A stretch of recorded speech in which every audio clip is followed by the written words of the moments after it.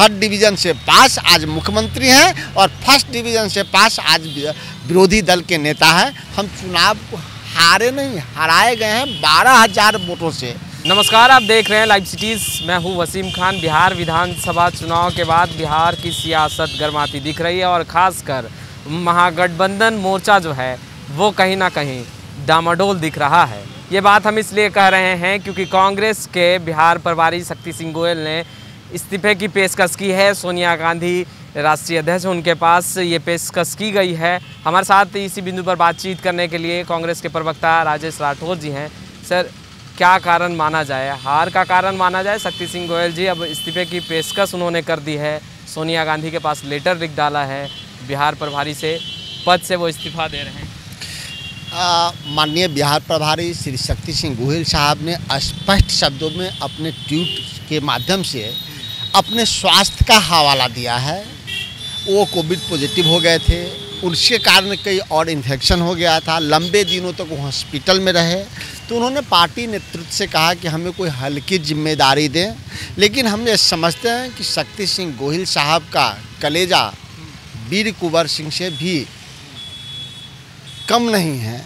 वो बेहतर तरीके से हर भार को अपने कंधे पे ले सकते हैं और बिहार प्रभारी के रूप में उन्होंने बेहतर काम किया, इसमें कोई दो राय नहीं है।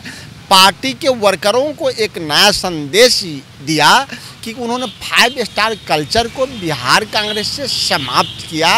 वो लगातार और जितने दिनों तक बिहार रहे प्रभारी रहे, आज भी हैं, वो कभी 5 स्टार में नहीं ठहरते। वो उस कांग्रेस आश्रम में, सदाकत आश्रम में अपना रात बिताया जिसमें राजेंद्र बाबू लगातार रहे, बड़े बड़े स्वतंत्रता सेनानी रहे। वहाँ उन्होंने अपनी जीवन यापन करते हैं जब बिहार आते हैं। तो इसीलिए बिहार कांग्रेस को उनकी ज़रूरत है और हार की जिम्मेदारी मात्र नेताओं की नहीं बनती, सिर्फ शक्ति सिंह गोयल साहब को क्यों बनती है?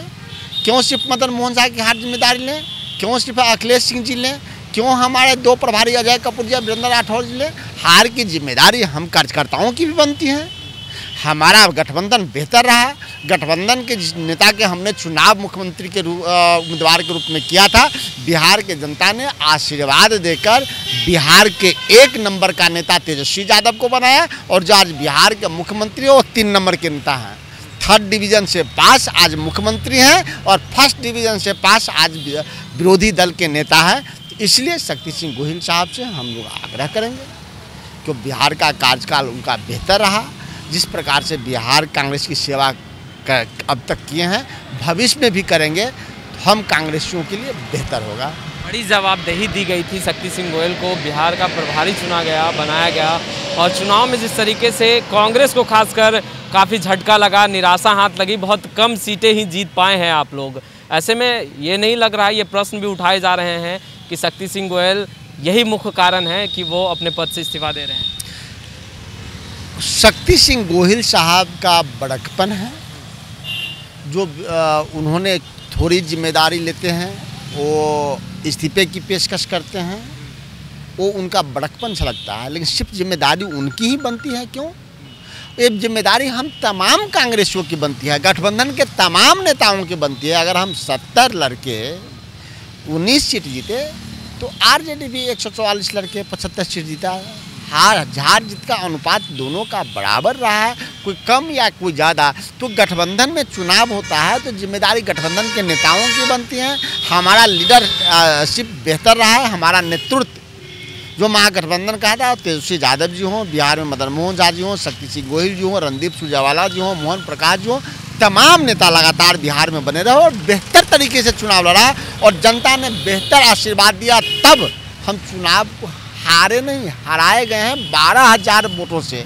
तब जबकि मेरा 40,000 वोट चुनाव आयोग पे दबाव देके भारत सरकार और नीतीश कुमार ने अवैध करार दिया। अगर 40,000 वोट मेरा अवैध नहीं किया होता तो आज हम सत्ता में होते।